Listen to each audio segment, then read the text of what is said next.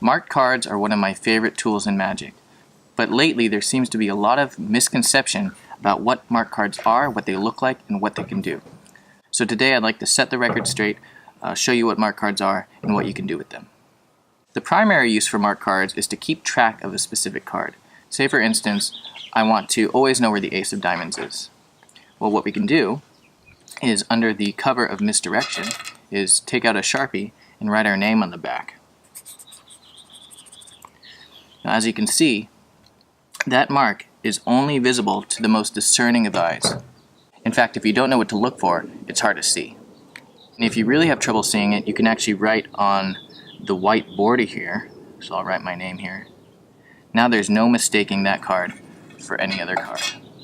Now if that marking isn't clear enough, what you can do is you can actually bend the card, again under the guise of Misdirection,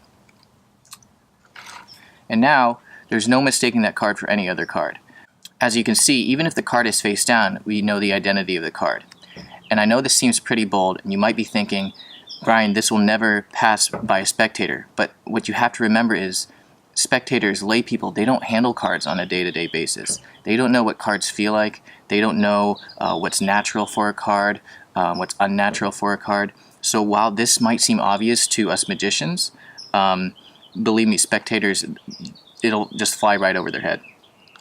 Now if you want to take it a step further, what you can do is actually burn the corner right off the card. Now this process does take a little bit longer, so your misdirection has to be really good. But as you can see, once you got it burning pretty good, and you want to be careful,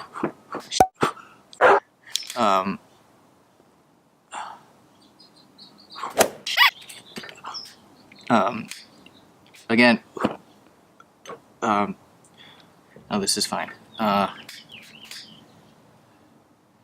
so now there's no mistaking this card for any other card.